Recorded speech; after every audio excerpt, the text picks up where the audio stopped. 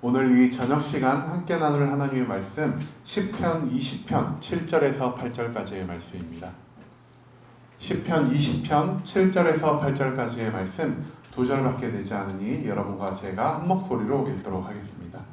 시편 20편 7절 말씀부터 다 같이 읽도록 하겠습니다.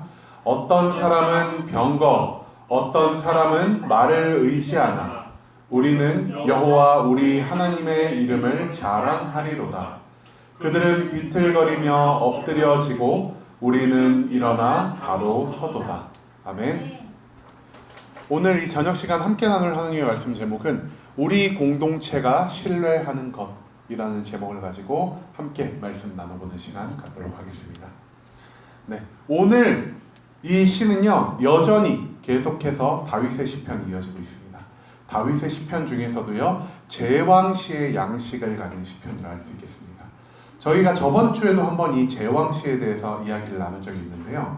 제왕시를 다시 한번 간단하게 말씀드리자면은 다윗이 일반 성도로서 하나님께, 개인으로서 하나님께 기도한 것이 아니라 왕의 자격으로 백성들을 이끄는 자리에서 하나님께 기도하고 하나님께 영광을 돌리며 하나님께 감사하는 그러한 시를 우리는 제왕의 시라고 부르고 있습니다.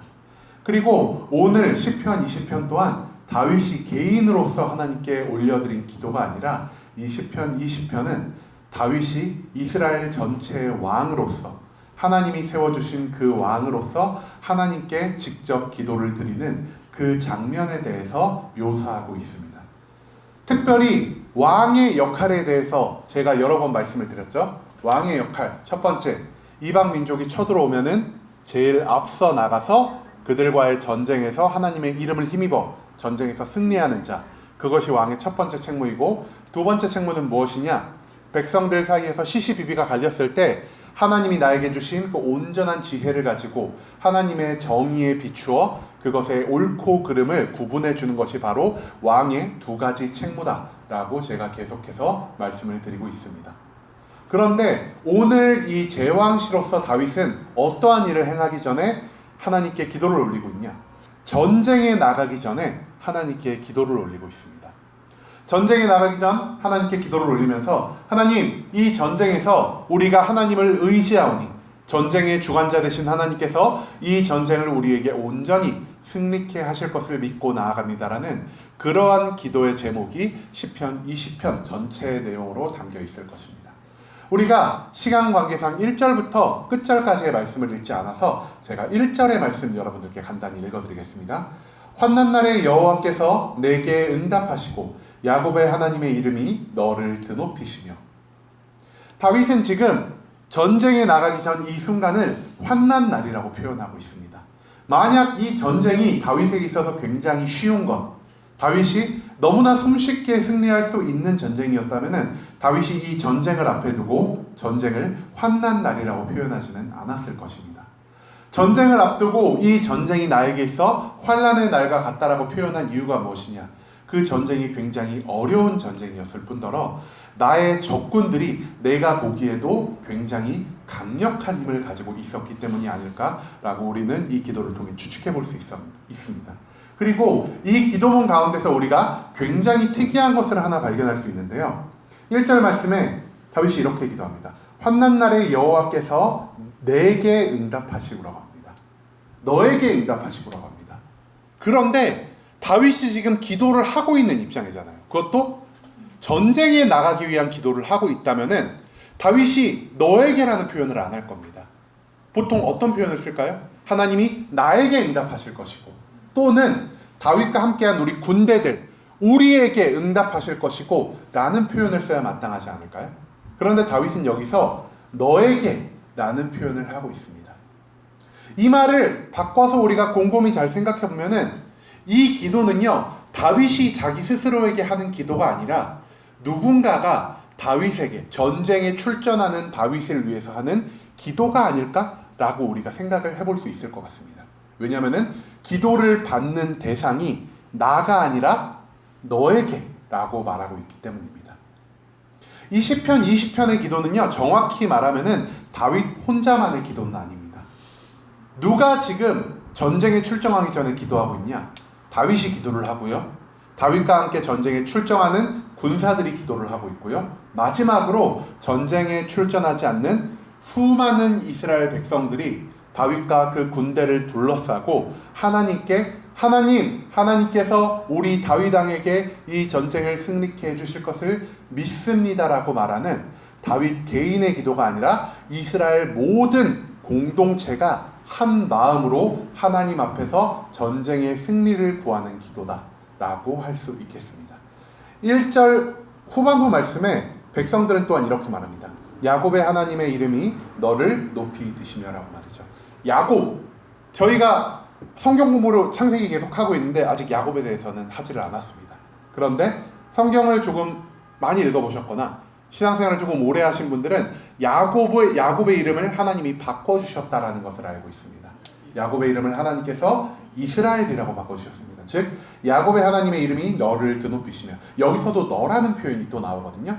한마디로 야곱의 하나님, 이스라엘 전체를 다스리시고 이스라엘의 전체의 주인 되신 하나님이 전쟁에 앞서 나가는 너 다윗 왕을 하나님의 이름을 통하여 높이 들으실 것이다. 그 말은 무엇이냐? 다윗 왕에게 승리를 허락하실 것이다.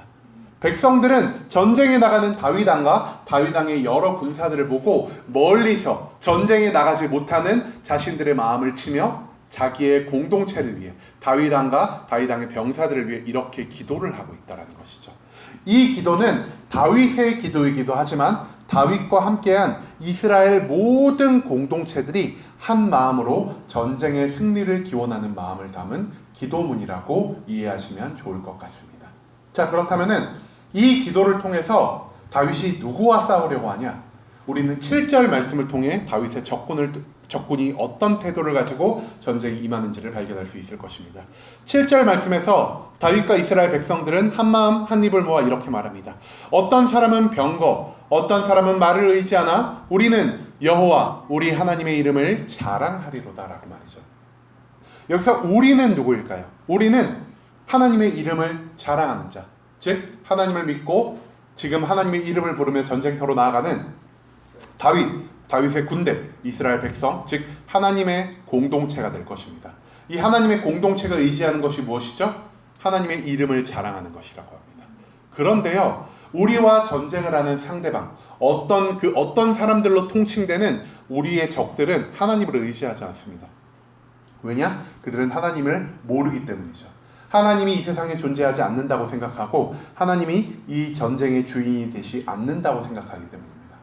그렇기 때문에 그들은 너무도 이성적이고 너무나 합리적이고 너무나 자기의 경험에 근거한 완벽한 전쟁 승리의 플랜을 따라갑니다. 여러분, 전쟁에서 이기기 위해서 가장 많이 필요한 게 무엇일까요? 군사입니다. 군사가 가장 많이 필요하겠죠? 근데 군사가 서로 양 팀이 비슷하다고 생각을 해봅시다. 그럼 그 다음에는 무기와 병기의 수준에 따라서 전쟁의 승패가 갈릴 것입니다. 이 당시에요, 말은 이스라엘 지방에서 굉장히 구하기 힘든 동물이었습니다. 말은 구하기도 힘들 뿐만 아니라 이스라엘 지방에서 기병으로 만들어서 또 다른 병과로 훈련시킨다는 것은 그보다 더욱 힘든 일이었을 것입니다. 그런데 말을 또 전쟁에 합당하게 훈련을 시킬 뿐 아니라 병거를 사용한다 그럽니다. 병거가 뭐냐면요, 말 여러 마리가 끌고 다니는 전차를 병거라고 합니다. 혹시 배너 영화 보신 분 계시나요? 배너 영화 보시면은 배너 명장면에 보면 막 전차를 뛰놀고 다니면서 채찍으로 착착 치는 그 모습이 나오죠? 그거를 병거라고 합니다. 그렇게 말을 구입해서 훈련시켜서 기병도 만들고 병거도 만들기 위해서는 어마어마한 노력이 필요하지 않겠습니까?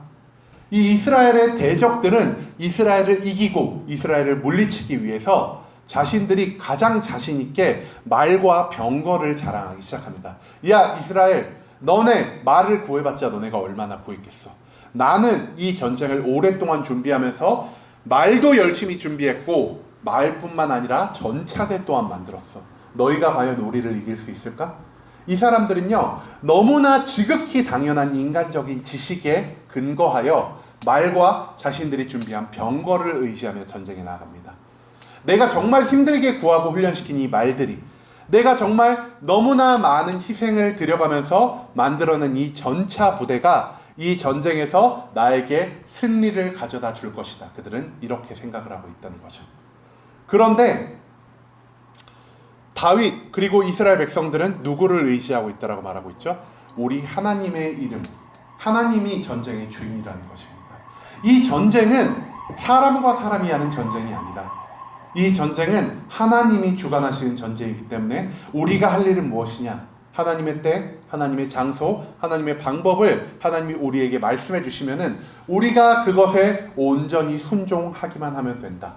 라는 그 하나님만 의지하며 하나님만 바라보는 모습이 이스라엘 백성들에게 있었다는 것입니다. 그렇기 때문에 이스라엘 백성들도요, 전쟁을 위해서 준비는 하긴 할 겁니다. 준비를 하긴 하지만 자신들이 준비한 걸 그들은 의지하지 않습니다. 준비한 거는 준비를 하지만 진정 전쟁을 위해서 가장 필요한 것이 무엇이냐라고 이스라엘 백성들에게 물어보면 우리가 전쟁을 위해 준비한 것입니다라고 그들은 말하지 않고 우리가 전쟁에 준비한 그 많은 것보다 하나님을 의지하고 하나님을 믿고 나아가는 것, 그리고 하나님의 이름을 나의 자랑으로 삼는 것이 이 전쟁에 있어서 우리를 승리로 이끌어줄 것입니다. 이스라엘 백성들은 이렇게 생각하고 있었다라는 것이죠. 자, 그렇다면 전쟁의 결과 어떻게 되었을까요? 그들은 비틀거리며 엎드러지고 우리는 일어나 바로 서도다. 그들, 이스라엘의 적군들을 말하는 사람들이겠죠. 말과 병거를 의지한 사람들입니다. 그들이 어떻게 하고 있다 그러죠? 비틀거리며 엎드려지고라고 합니다. 그런데 여기서 여러분, 우리가 잘 생각해 봐야 될 게 있습니다. 비틀거리고 넘어지기 전에 그들은 어떤 상태였을까요? 비틀거리지 않고 엎드려지지 않은 상태였겠죠? 그러니까 그들의 상태가 변화된 게 비틀거리고 넘어진 상태일 것이란 겁니다. 전쟁에 나서기 전에 그들은 어깨를 딱 펴고 누구보다 당당한 자세로 이스라엘 앞에 딱 섰을 겁니다.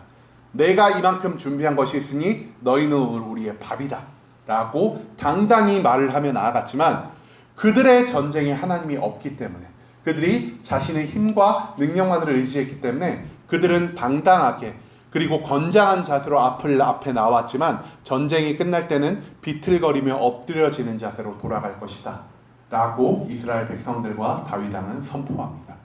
하지만 이스라엘 백성들은 어떻게 된다라고 말하죠? 우리는 일어나 바로 서도다.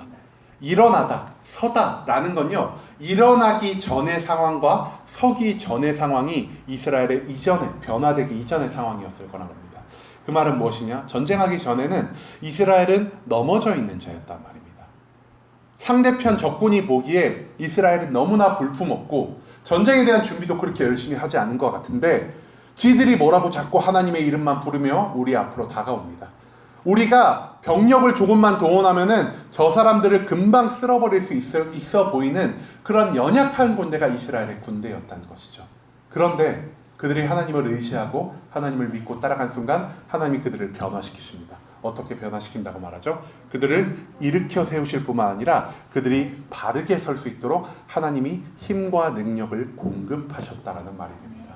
이 말은 무엇이냐? 이스라엘 백성은 전쟁에서 승리했고 하나님의 이름을 믿음으로, 이스라엘의 적군들은 하나님을 믿지 않고 자신들의 능력만을 의지함으로 이 전쟁에서 패배를 경험하였다라는 것을 우리가 발견할 수 있다는 것이죠.